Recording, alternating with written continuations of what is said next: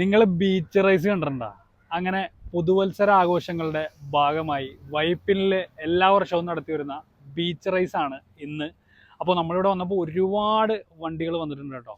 എല്ലാവരും നല്ല തയ്യാറെടുപ്പിലാണ്. ട്രാക്കൊക്കെ ഇവിടെ സെറ്റ് ആയിട്ടുണ്ട്. അപ്പോൾ നിങ്ങളെനിക്ക് കാണാൻ വേണ്ടി പോണത് പൊടി വാർന്ന ബീച്ച് റൈസ് ആണ് കേട്ടോ.